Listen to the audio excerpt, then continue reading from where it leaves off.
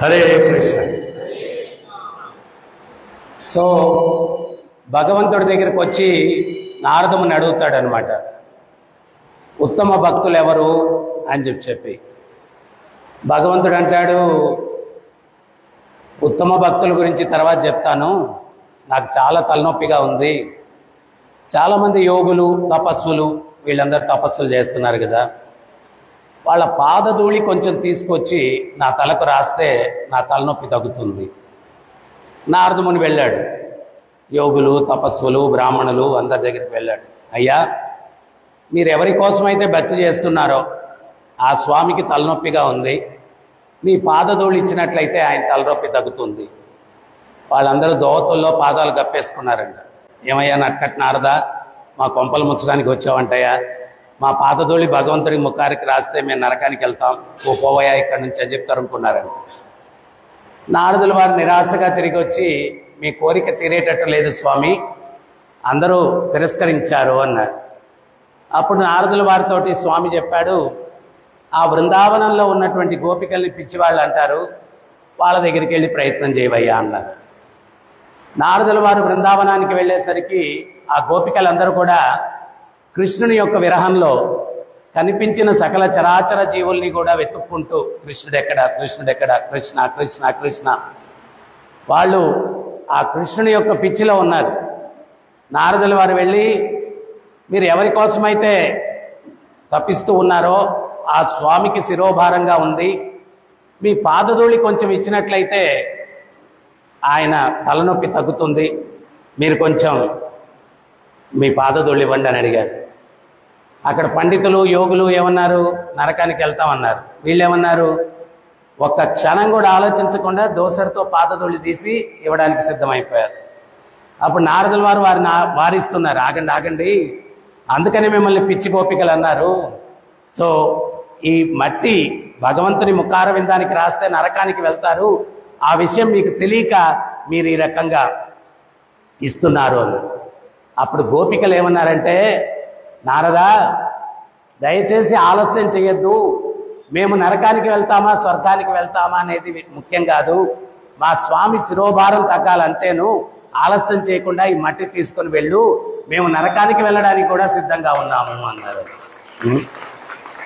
అంటే మనందరం మనం చేసిన పాపాలకి కష్టాలు వస్తే పాపాలు చేయడం ఆపం, దేవుడి దగ్గరికి వచ్చేసి దండం పెట్టేసి నేను చేసిన పాపానికి వచ్చే కష్టం మాత్రం తీసే నువ్వు అని చెప్పి ప్రార్థన చేస్తాం. అరే నేను నీ భక్తిలోకి వస్తాను, నేను పాపం చేయడం ఆపేస్తానని మాత్రం ఎవడో సంకల్పం చేయడు. ఎవరికన్నా కష్టాలు ఎందుకు వస్తున్నాయి, వారు చేసిన పాపాలకే వస్తాయి, ఊరికినే ఏం రావు. ఇప్పుడు ఒక తండ్రి ఉన్నాడు, బాగా నడుచుకునేటువంటి పిల్లవాడిని ప్రోత్సహిస్తాడు, దుర్మార్గంగా ఉండే పిల్లవాడికి అన్ని కట్ చేస్తాడు. ఎందువల్ల తండ్రికి ఏం వాడి మీద అసూయ లేదు, వాడికి ఇంకా డబ్బులు అవి ఇస్తే ఇంకా చెడిపోతాడని చెప్పి వాడిని కట్టడి చేస్తాడు. భగవంతుడు కూడా అంతే, మనం దుర్మార్గంగా పోతున్నాం కాబట్టి అన్ని కట్ చేస్తున్నాడు. ఆయనకి శరణాగతి పొంది సన్మార్గంలోకి వస్తే ఆయనకి ఇవ్వడానికి ఏమీ కష్టమేం లేదు. ఆయన ఎవరు, లక్ష్మీపతి. అందుకనే స్వామి ప్రభుపాదుల వారు చెప్తారు, భగవంతుడు ఇవ్వాలనుకుంటే నీ రెండు చేతులు చాలవరా నాయన, సరిపోవు తీసుకునేదానికి, ఆయనకి అనంత బాహువులు ఉన్నాయి, ఆయన ఒకవేళ తీసుకోవాలంటే రెండు చేతులతో కూడా పట్టుకోలేవు నువ్వు. సో అందువల్ల మనం తత్వపరంగా అర్థం చేసుకోవాలి ఏదైనా కానీ. భగవంతుడు ఇవ్వలేక కాదు, నీవు పాపభూయిష్టమైన చైతన్యం కలిగి ఉన్నావు కాబట్టి నీకు ఇస్తా ఉంటే ఇంకా తప్పులు చేసి ఇంకా కర్మను పెంచుకుంటావు, అందుకని చెప్పి ఆయన ఆపుతున్నాడు అన్నమాట. సో అందువల్ల మనం చేసిన పాపాలకు మనకు కష్టాలు వస్తున్నాయి కానీ వేరే దేని వల్ల కాదు, ఇది మనం అర్థం చేసుకోవాలి. మహానుభావులు ఎట్లాంటి వాళ్ళు ఉన్నారంటే, ఒకసారి అర్జునుడికి కొంచెం కురుక్షేత్రంలో గెలిచామని అహంకారం వచ్చిందంట. కృష్ణుడు అన్నాడు, ఏ అర్జున అట్లా షికారుకి వెళ్దాం వస్తావా అన్నాడు. వెళ్దాం స్వామి అన్నాడు. భగవంతుడు రథం తోలుతుంటే ఈయన టీవీగా కాలు మీద కాలు వేసుకొని వెనకాల కూర్చోన్నాడు. కొంత దూరం పోయారు, ఒక పూరి గుడ్స్ కనిపించింది. అప్పుడు కృష్ణుడు అర్జునుడితో చెప్పాడు, అయ్యా రథం తోలి అర్జున, కొంచెం దాహంగా ఉంది, ఆ పూరి గుడ్స్లోకి వెళ్ళి ఎవరన్నా ఉంటే ఒక గ్లాస్ నీళ్ళు తీసుకురావయ్యా అన్నాడు. అర్జునుడు రథం దిగి వెళ్ళాడు. కొంచెం వెళ్తే అక్కడ ఆ పూరి గుడ్స్లో ఒక పండు ముసలామె, 99 years అనమాట, ఆమె ఒక పెద్ద పెద్ద కత్తులు మూడు ఉన్నాయి, వాటిని నూరుతా ఉంది. అర్జునుడు అది చూసి ఆశ్చర్యపోయాడు. నేను కురుక్షేత్ర యుద్ధం చేశాను, ఇంతగా కత్తులు నూరలేదు, ఈ ముసలిది ఎప్పుడు చేస్తుందో తెలియదు, కత్తులు తెగ నూరేస్తా ఉంది అని చెప్పి, ఏ ముసల్దానా ఎందుకు ఈ కత్తులు నూరుతున్నావు అని. అప్పుడు ఒక కత్తిడి చూపించి అది ఉందే ద్రౌపది, చేసిన కర్మలకి కష్టాలు వస్తూ ఉంటాయి, కష్టం వస్తే ఇమీడియట్గా భగవంతుని పిలిచేయడమేనా, ఆయన ఏకాంత సేవలో ఉన్నారా, పవళించి ఉన్నారా ఏంటి అనేది అర్థం చేసుకోకుండా ఆయన్ని డిస్టర్బ్ చేసేయడమేనా, ఏదో ఒకరోజు ఆ ద్రౌపది నా కంట పడకుండా పోతుందా, దాని తల నరక్కుండా పోతానా, అది ఇష్టం వచ్చినప్పుడల్లా భగవంతుని డిస్టర్బ్ చేసింది, అందుకని ఈ కత్తి అని చూపించిందంట. ఈయనకి చెమటలు పట్టేసాడు. రెండో కత్తి ఎవరికే అన్నాడు. దాని కథ ఏం చెప్తాంలే, ఎన్నో జన్మలుగా తపస్సు చేసుకుంటే కృష్ణుడు పుత్రుడిగా పుట్టాడు, ఆడుకొని అలసిపోయి ఆకలితో వచ్చాడు, వస్తే కడుపు నిండా పాలివ్వాలి కదా, ఇవ్వకుండా సగం కడుపు నింపి పొయ్యి మీద పాలు పొంగిపోతున్నాయని చెప్పి ఈయన్ని వదిలేసి పొయ్యి మీద పాలు దించడానికి వెళ్ళింది. ఈయనకన్నా పొయ్యి మీద పాలు ముఖ్యమా, దానికి ఆ యశోదకి విలువలు తెలియవు.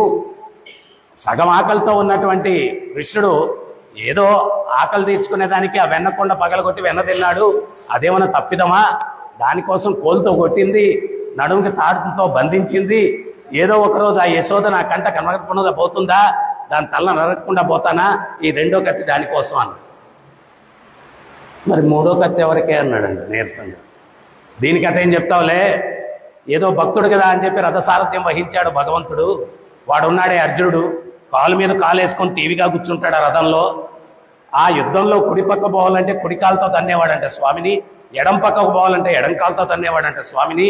ఆ దుర్మార్గుడు ఏదో ఒక రోజు అర్జునుడు నా కంట పడకుండా పోతాడా, వాడి తల నరకకుండా పోతానా, వాడి కోసం ఈ కత్తి అనింది. అప్పుడు యుద్ధం అయిపోయింది అనుకున్నాను, ఇంకా ఉన్నారు నాకు శత్రువులు అనుకొని, ఏమే కొంచెం నీళ్ళు ఇస్తావు గ్లాస్ అన్నాడంట. ఆ గ్లాస్ నీళ్ళు తెచ్చిస్తే ఈయన గొంతు ఎండిపోయిందంట. ఈయన తాగేసి అందరి దాహాలు తెచ్చి ఆయనకేంటి దాహం, నాకు అహంకారంగా ఉంది అని చెప్పి నన్ను ఇక్కడికి పంపించాడు, అహంకారం తొలగించడానికి భగవంతుడు అని చెప్పి నేను వస్తానని చెప్పి ఆమె అడిగిందంటే నువ్వెవరని.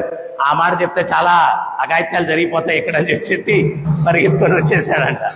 వచ్చేసి స్వామిని అన్నాడంట, స్వామి ఈ రోజు నుంచి ఇక రథసారథ్యం మీది కాదు, యుద్ధం అయిపోయింది కదా, అప్పుడు రథసారథ్యం అన్నారు, నేను ఇంకా మీ చేత సేవ చేయించుకున్నాను, దయచేసి మీరు వెనకాల కూర్చోండి, ఈ రోజు నుంచి నేను చేస్తాను రథసారథ్యం అని చెప్పి రథసారథ్యం ఏం చేయడం మొదలుపెట్టాడు. అంటే ఉత్తమమైనటువంటి భక్తులకు భగవంతుడి నుంచి సేవ చేయించుకోవడం అనేటువంటిది కూడా పెద్ద అపరాధము. శ్రీరంగంలో కూరత్తాళ్వార్ అని ఉన్నారు. ఆయన రామానుజుల వారు వైష్ణవత్వాన్ని ప్రచారం చేస్తున్నారు. ఈ వైష్ణవత్వం ప్రచారం కాకుండా ఉండాలా అంటే రామానుజుల వారిని చంపేస్తే ఈ వైష్ణవత్వం ప్రచారం కాదని ఒక శైవరాజు దగ్గర ఈ కూరత్తాళ్వార్ శిష్యుడే ఉంటాడు. రాజు దగ్గర మెప్పు పొందడానికి రాజుకు అటువంటి సలహా ఇస్తాడు.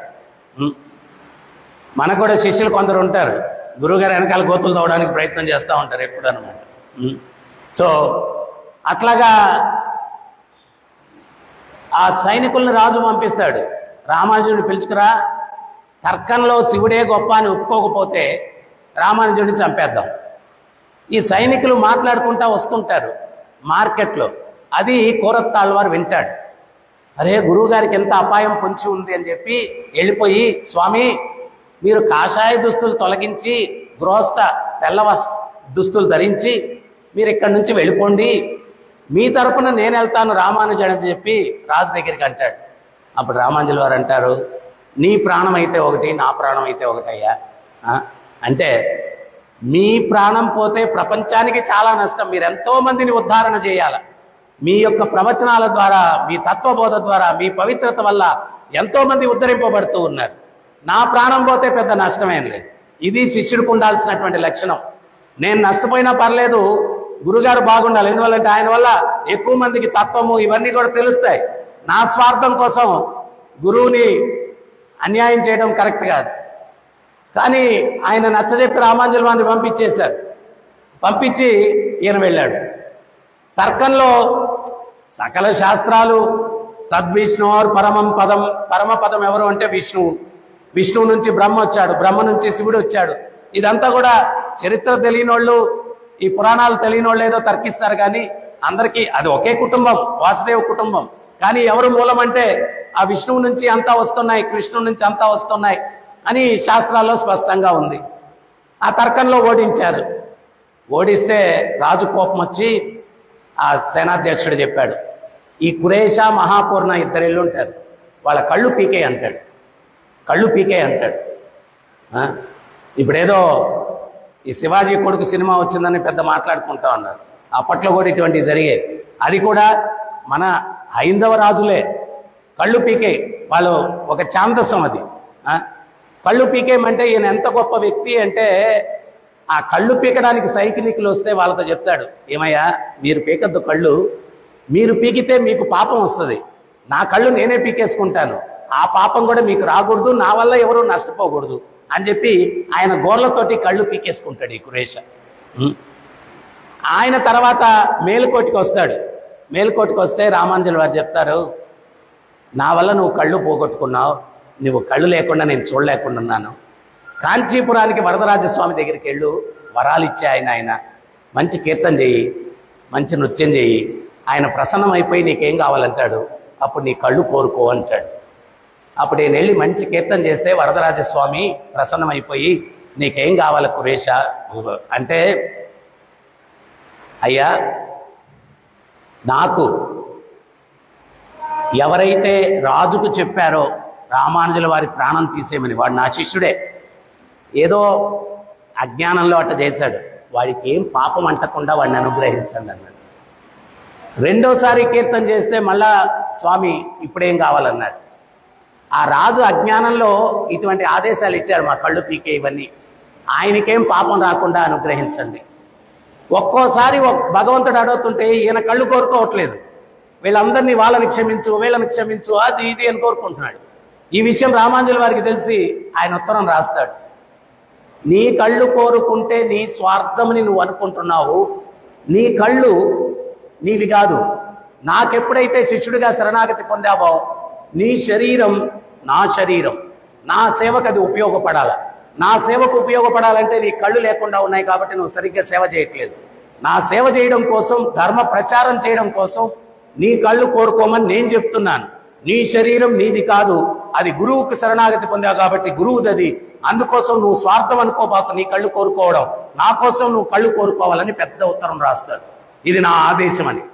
ఆ రోజు ఈయన తన్మయత్వం చెంది, ఇన్ని రోజులు గురువు గారు నన్ను ఆయన వాడిగా భావిస్తున్నాడని చెప్పి కీర్తన చేసి భగవంతుడు ప్రసన్నమైపోతే, అప్పుడు అయ్యా ఇన్ని రోజులకి గురువు గారు నా శరీరం ఆయన శరీరంగా భావిస్తున్నాడు, ఈ కళ్ళు ఆయన సేవకు కావాలంట, అందుకోసం నాకు నేత్రాలు దానం చేయ స్వామి అని చెప్పి వరదరాజస్వామిని. సో ఉత్తమ భక్తి ఏంటి అంటే, ఆ భగవంతుణ్ణి ఏమీ కోరుకోవాల్సిన అవసరం లేదు, ఆయనకి తెలిసి ఏమి ఇవ్వాలా అని. బాధ్యత కలిగిన తండ్రికి తెలిసి పిల్లవాడికి ఏమి ఇవ్వాలా అని. భగవంతుడి కన్నా బాధ్యత కలిగినటువంటి తండ్రి ఎవడు ఉండడు. అందుకనే పురంధరదాసు ఆయన విఠలుడు దేవస్థానానికి వెళ్తాడు, పండరీపురికి వెళ్ళి స్వామి ముందు నిలబడుకొని ఏమంటాడంటే, నేను ఎంత అదృష్టవంతున్నయ్యా స్వామి, నీకు కూడా అదృష్టం లేదయ్యా అంటాడు స్వామితోటి. అప్పుడు స్వామి అంటాడు, ఏమి అంటాడు అంటే, పురంధరదాస్ అంటాడు, నీ అంత గొప్ప తండ్రి నాకున్నాడు, మరి నీకు లేడు కదా అంటాడు. నీ అంత గొప్ప తండ్రి నాకున్నాడు, మరి నీకు తండ్రి ఉన్నాడంటే నీకు లేడు కదా, నేనంత అదృష్టవంతుణ్ణి. నీ అంత గొప్ప స్నేహితుడు నాకున్నాడు, నీ అంత గొప్ప స్నేహితుడు నీకున్నాడా, లేదు కదా, అంటే నేనే అదృష్టవంతుని కదా. ఈ రకంగా నీ అంత గొప్ప ప్రభువు నాకున్నాడు, నీకు లేడు కదా అని చెప్పి చమత్కారంగా పురంధరదాస్ అంటాడు. సో అందువల్ల భగవంతుణ్ణి మించినటువంటి బాధ్యత కలిగిన తండ్రి ఇంకెవరు ఉండరు. మనం ఆయన చూపించిన ధర్మానికి విరుద్ధంగా నడుచుకుంటున్నాం కాబట్టి అన్ని కట్ చేస్తున్నాడు. వీడికి ఇస్తా ఉంటే ఇంకా దుర్మార్గంగా లోక వినాశనానికి వీడు పనిచేస్తాడని చెప్పి అన్ని కట్ చేస్తున్నాడు. అంతేగాని ఆయన దగ్గర లేక కాదు, ఆయన దగ్గర ఇవ్వలేక కాదు.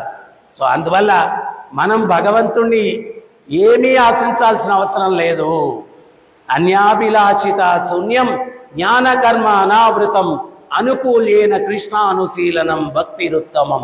అన్యాభిలాషిత, ఏం కోరిక అవసరం లేదు, నీ పాదపద్మముల సేవ దొరికితే అది చాలు అని ఎప్పుడైతే మనం సేవించుకుంటామో అప్పుడు భగవంతుడు అటువంటి వ్యక్తులను చూసి ముదము నొంది అన్ని ఇస్తాడనమాట. సో అందువల్ల భగవంతుడిని ప్రత్యేకంగా మనం ఏమీ కోరుకోవాల్సిన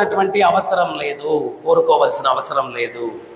నిష్కామంగా ఆ భగవత్ నామాన్ని మనం జపించుకుంటూ, మరి అటువంటి చైతన్యం రావాలా అంటే చాలా కష్టం. అది ఏమీ కోరకుండా భగవంతుడిని సేవించుకునే చైతన్యం. మరి అటువంటి చైతన్యం ఎక్కడి నుంచి వస్తుంది అంటే మనలో ఉన్న కోరిక పోవాలా, కామం పోవాలా. అది పోవాలా అంటే ఏం చేయాలా? కలియుగంలో నామం చేయాలా. హరే కృష్ణ హరే కృష్ణ కృష్ణ కృష్ణ హరే హరే హరే రామ హరే రామ రామ రామ హరే హరే. ఇప్పుడు కురేషాలో చూసాం, తన శత్రువు కళ్ళు బీకేమని చెప్పాడు, వాడి తరపున భగవంతుని వేడుకుంటున్నాడు, వాడికేం పాపం. అదే మనంగానైతే వాడిని చంపి నరికి ముక్కలు ముక్కలు చేసి ఇటువంటివి కోరుకుంటాం భగవంతుడిని మన శత్రువు గురించి. కానీ మహానుభావులు వాళ్ళలో శత్రుభావం లేదు. సమూహం సర్వభూతేషు, భగవంతుడు అందరూ సమానులే. ఆయన శుద్ధ భక్తులకు కూడా అందరూ సమానులే, శత్రువు ఒకటే మిత్రువు ఒకటే, ఇద్దరూ సమానులే. అటువంటి చైతన్యం రావాలి. అది ఎప్పుడు వస్తుందంటే ఈ హృదయంలో ఉన్నటువంటి అసూయ, ద్వేషము, కుట్ర, ఇటువంటి భావనలు పోవాలా. అవి పోవాలా అంటే ఒక రాజు ఒక ఆయన మంత్రికి చెప్పాడంట, అరే రాజ్యం అంతా వెతికి ఒక వైరాగ్యమూర్తిని పట్టుకురా, వాడికి అర్ధరాజ్యం ఇచ్చేస్తానన్నాడు. మంత్రి వెళ్ళాడు, ఎక్కడ వెతికినా వైరాగ్యమూర్తి ఎక్కడ కనిపిస్తాడు ఇప్పుడు చెప్పండి? నేను ఎప్పుడు చెప్తుంటాను కదా, ఎవడో జీవితంలో విరక్తి కలిగి చనిపోవాలనుకున్నాడంట. ఎట చనిపోవాలనుకున్నాడంటే రైల్వే ట్రాక్ దగ్గర కదా, ఇంకా కొత్త విధానం ఎన్నుకోవడం దేనికి, రైలు కింద పడి చనిపోదాం అని చెప్పి అనుకున్నాడంట. ఆడు రైల్వే ట్రాక్ దగ్గరికి వస్తున్నాడు, చేతిలో 7 గిన్నెల క్యారీర్ ఉందంట. మనలాంటి భక్తుడు ఎదురయ్యాడు, ఏంట్రా మొహమాట పెట్టుకుని వెళ్తున్నావు అన్నాడు. జీవితంలో చాలా విరక్తిగా ఉంది, చనిపోవాలనుకున్నా. ఎట చనిపోవాలనుకున్నావు అన్నాడంట. రైలు కింద పడి చనిపోదాం అని చెప్పి అనుకున్నాను అన్నాడు. మరి రైలు కింద పడి చనిపోదాం అనుకున్నావు, మరి చేతిలో 7 గిన్నెల క్యారీర్ ఏంట్రా అన్నాడంట. అప్పుడు వాడు అన్నాడంట, ట్రైన్ లేటుగా వస్తే ఆకలితో చావమంటావేంటి, అందుకని క్యారియర్ తెచ్చుకున్నా అన్నాడంట. వాడు చావడానికి సిద్ధమైపోయాడు, కానీ క్యారియర్ తీసుకుని వెళ్తున్నాడు. సో వైరాగ్యం అట్టుంటుంది. ఈయన ఒకరిని వెతికి పట్టుకున్నాడు, అరే నువ్వు వైరాగ్యమూర్తిలాగా నటించు, రాజు నీకు పరీక్షలు పెడుతుంటాడు. ప్రతిసారి ఆయన ఏదైనా పరీక్ష పెట్టినప్పుడు కృష్ణ రామ గోవింద హరే కృష్ణ అని చెప్పి వైరాగ్యమూర్తిలాగా నటించు, చివరిగా పెద్ద బహుమతి వస్తుంది నీకు అని చెప్పాడు. సరేనని చెప్పి వాడు ఒప్పుకున్నాడు.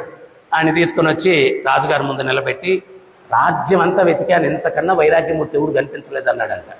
అంటే రాజు అన్నాడంట, వీడికి మన అంతఃపురం ఇవ్వండి అన్నాడంట.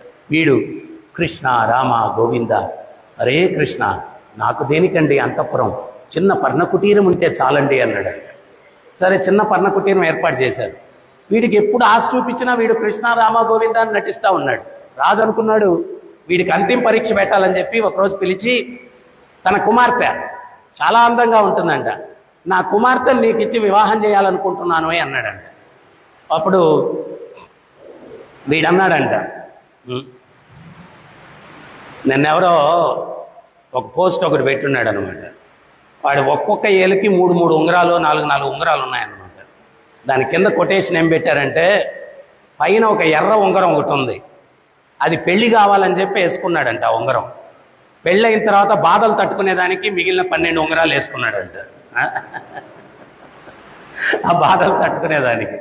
సో వీడు పెళ్లి కుమార్తెను రాజకుమార్తెని చేస్తానంటే, అబ్బా నాకు వద్దండి పెళ్లి, ఇవన్నీ వద్దు, కృష్ణారామ గోవిందాన్ని. అప్పుడు రాజు అనుకున్నాడు, ఇంత వైరాగ్యం, నా అందమైన కుమార్తె నుంచి పెళ్లి చేస్తానంటే వీడు వద్దన్నాడంటే నిజంగానే వైరాగ్యమూర్తి, నా ఒప్పందం ప్రకారం మంత్రి అర్ధరాజ్యం వీడికి ఇచ్చేస్తానన్నాడు. వీడేమన్నాడు, కృష్ణ రామ గోవింద నాకు దేనికండి అర్ధరాజ్యం అన్నాడు. రాజు అన్నాడు, ఇంత వైరాగ్యమూర్తిని చూసిన తర్వాత మిగిలిన అర్ధరాజ్యం నాకు దేనికి, వీడికి పూర్తి రాజ్యం ఇచ్చేస్తానన్నాడు. మంత్రి అనుకున్నాడు వీడు చాలా తెలివైనడు, పూర్తి రాజ్యం కొట్టేయడానికి బాగా నటిస్తున్నాడు, కానీ వీడు కృష్ణ రామ గోవింద రాజ్యాలు రాజ్యభారాలు ఇవన్నీ నాకు దేనికండి అన్నాడు. మంత్రికి ఏం అర్థం కాలేదు. వాడి మెడబట్టుకుని పక్కకు లాగి, నటించమంటే జీవిస్తున్నావా ఏంట్రా నీ కథ అన్నాడు. అయ్యా ప్రతిసారి నటించేటప్పుడు ఆ భగవత్ నామాన్ని జపించమని మంచి సలహా ఇచ్చారు. ప్రతిసారి నేను ఆ భగవత్ నామాన్ని జపించడం వల్ల ఇది నటించడం కాదు, నిజంగానే నాలో వైరాగ్యం వచ్చింది. నన్ను వదిలిపెట్టేస్తే నా శేష జీవితం ఆ భగవత్ నామ స్మరణ చేస్తూ జీవితం గడిపేస్తాను, నన్ను వదిలేయండి మహానుభావ అన్నాడు. సో నామం మనిషిలో ఉన్న అన్ని దుర్గుణాలను తొలగించేస్తుంది. ఆ మనసులో ఉన్న దుర్గుణాలు, హృదయంలో ఉన్న దుర్గుణాలు పోతే, నువ్వు పాపం చేయకపోతే, నీ కష్టాలే రాకపోతే నువ్వు వైకుంఠంలో జీవించినట్టే కదా. ఇంక వేరే వైకుంఠానికి వెళ్ళాల్సిన పనే ఉంది చెప్పండి. నువ్వు చేసే పాపాల వల్ల నీకు కష్టాలు వస్తున్నాయి, ఆ పాపమే నువ్వు చేయకపోతే. చాలామందికి ఆధ్యాత్మిక చింతన దేనికి అనేది అర్థం కాదు. అరే నాయనా, చాలామంది కష్టం వస్తే పరిష్కారం ఈ పూజ చేయండి, అది చేయండి, ఈ వ్రతం చేయండి అన్నీ చెప్తారు. కానీ నిజమైన ఆధ్యాత్మిక చింతన అసలు నువ్వు పాపమే చేయకుండా ఎట్టుండాలా అనేది నీకు నేర్పిస్తుంది. నువ్వు పాపమే చేయకపోతే, కష్టమే రాకపోతే ఇంకా సోమవారం పూజ, మంగళవారం పూజ వీటితో పని ఉంది చెప్పండి. సో అందువల్ల మనం ఏంటి అంటే ఆ హృదయంలో ఉన్న పాపం చెయ్యాలా అన్నటువంటి చైతన్యాన్ని తొలగించుకోవాలా. అందుకని ఆచార్యులు చెప్తున్నారు, రామ చైతన్యం ఎవరిలో ఉంటుందో కామ చైతన్యం ఉండదురా నాయన అంటున్నారు. మరి ఆ రామ చైతన్యాన్ని హృదయంలో నింపుకోవాలంటే, ఇప్పుడు ఎవరైనా వ్యక్తి మన దగ్గరికి రావాలంటే ఏం చేయాలా? పిలవాలి కదా, అతన్ని పిలవాలి కదా. మరి ఈ హృదయస్థలో, ఆ హృదయంలో ఉన్నటువంటి సింహాసనం మీద ఆ స్వామిని కూర్చోబెట్టుకోవాలా అంటే ఆ స్వామిని కూడా మనం పిలవాలా. పిలవంగా ఇక్కడ శుద్ధి అవంగా. ఇప్పుడు ఈ హృదయంలో ఏంటి అంటే, ఇప్పుడు మిమ్మల్ని ఎక్కడన్నా కూర్చోబెట్టాలంటే ఒక డస్ట్బిన్ దగ్గర మంచి కుర్చీ ఒకటి వేసేసి, ఎంత మంచి కుర్చీ వేసినా డస్ట్బిన్, అక్కడ అన్ని కూరగాయలు కుళ్ళిపోయి ఉన్నాయి, చెత్త చెదారము, వాటి మధ్యలో మంచి చైరేసి, బాబు నేను సన్మానం చేయాలనుకున్నావు, రా కూర్చో, వస్తారా, కూర్చుంటారా? అక్కడ శుద్ధిగా ఉండాలి మిమ్మల్ని సన్మానం చేయాలంటే. సో ఇక్కడ కూడా భగవంతుడు ఆయన ఉపస్థితం అవ్వాలంటే, ఆయన అక్కడ హృదయంలో ప్రకటన అవ్వాలంటే ఇక్కడ కూడా కుళ్ళు ఉండకూడదు. ఆ కుళ్ళు మొదట తొలగించుకోవాలి. ఆ కుళ్ళు తొలగించుకున్నప్పుడు భగవంతుడు అక్కడ వచ్చి కూర్చొని విరాజమానం అవుతాడు. అప్పుడు మన జన్మ ధన్యమవుతుంది. మరి ఆ కుళ్ళుని పోగొట్టుకోవాలంటే కలియుగంలో చైతన్య మహాప్రభు చెప్తారు, శరీరం అపరిశుభ్రంగా ఉంటే స్నానం చేస్తాం, హృదయం అపరిశుభ్రంగా ఉంటే నామం చేస్తాం. నామం ద్వారా ఆ హృదయాన్ని ప్రక్షాళన చేసుకోవాలా.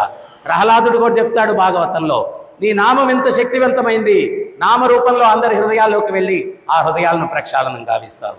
నా రిక్వెస్ట్ మీకేంది అంటే, అభిషేకం వారానికి ఒకసారే, అది చూస్తే పుణ్యం వస్తుంది, పవిత్రత వస్తుంది. కానీ రోజు మీ హృదయంలో ఉన్న స్వామికి అభిషేకం జరగాల అంటే ప్రతిరోజు నామం చేయండి. ఆ నామం ద్వారా హృదయంలో ఉన్నటువంటి స్వామికి అభిషేకం జరుగుతుంది, అక్కడ శుద్ధి జరుగుతుంది, అక్కడ భగవంతుడు ప్రకటమవుతాడు. అప్పుడు మీకు మంచి చైతన్యం ఉంటుంది. మంచి చైతన్యం ఉంటే చేసే పనులు మంచిగా ఉంటాయి. అప్పుడు కష్టాలు ఎదుర్కోవాల్సిన అవసరం లేదు. Prevention is better than cure. తప్పు చేసి కష్టం వస్తే పరిష్కారం కాదు. తప్పే చేయకుండా, కష్టమే రాకుండా జీవించే విధానమే కృష్ణ చైతన్య జీవన విధానము. కృష్ణ చైతన్య జీవన విధానం అంటే ఇదన్నమాట. సో అందువల్ల మీరందరూ కూడా, మీరు వస్తున్నారు, ఒక్క మాలన్న మొదలు పెట్టండి. ఈ హరే కృష్ణ మంత్రం అక్కడ కార్డులు ఇస్తారు, ఆ కార్డు తీసుకోండి. ఆ మాలలు, పుస్తకాలు తీసుకోండి. అప్పుడప్పుడు రోజుకు ఒక పేజీ చదవండి. నేను చెప్పినవన్నీ గుర్తొస్తాయి. మళ్ళా మనకేంటి, కుక్కతో ఒక వంకర, దబ్బేసి కడితే అది స్ట్రైట్గా ఉంటుంది, ఆ దెబ్బ తీసేస్తే మళ్ళీ ట్రొయ్యని వంగిపోదు. మన చైతన్యం కూడా వంకర. ఇటువంటి విన్నప్పుడు నేను చాలా బాగా, మళ్ళీ ఆటపోతే ఒక సినిమా వాల్ పోస్టర్ చాలు మన బుద్ధి మారిపోద్ది. సో అందువల్ల మన చైతన్యాన్ని ఎప్పుడు సక్రమైన పద్ధతిలో ఉంచుకోవాలా అంటే అప్పుడప్పుడు గ్రంథాలు చదవాలా, ప్రవచనం వినాలా, రోజు సాధన చేయాలా. ఇవన్నీ చేస్తే మనం పవిత్రమైన మార్గంలో జీవించేదానికి అవకాశం ఉంది. సో అందువల్ల మీరందరూ కూడా ప్రతినిత్యం 108 సార్లు 10 నిమిషాలు కేటాయించలేరా భగవంతుడికి? దయచేసి నేను మిమ్మల్ని విజ్ఞప్తి చేసుకున్నా, 10 నిమిషాలు కేటాయించండి. కలి సంతర్పణ ఉపనిషత్తు అని ఉంది. ఆ ఉపనిషత్తులో చెప్పారు, హరే కృష్ణ కృష్ణ కృష్ణ హరే హరే, హరే రామ రామ రామ హరే హరే. ఇతి షౌడశకనాంనాం కలికల్ముషనాశనం నాతరో పరతరోపాయత్ సర్వ వేదేషు దుష్యతి. వేదాలు మొదటి నుంచి చివరిదాకా తిరగవేసిన ఈ 16 పదాలు జపించడం కన్నా కలియుగంలో ఇంకొక తరుణోపాయం లేదు.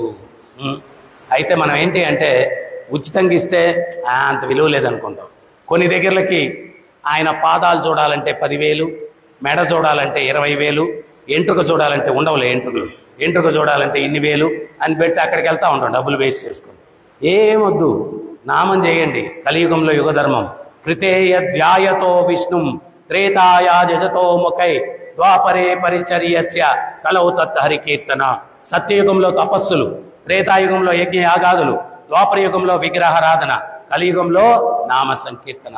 నాతో పాటు 3 సార్లు గట్టిగా చెప్పండి, హరే కృష్ణ హరే కృష్ణ కృష్ణ కృష్ణ హరే హరే హరే రామ హరే రామ రామ రామ హరే హరే హరే కృష్ణ హరే కృష్ణ కృష్ణ కృష్ణ హరే హరే హరే రామ హరే రామ రామ రామ హరే హరే హరే కృష్ణ హరే కృష్ణ కృష్ణ కృష్ణ హరే హరే హరే రామ హరే రామ రామ రామ హరే హరే.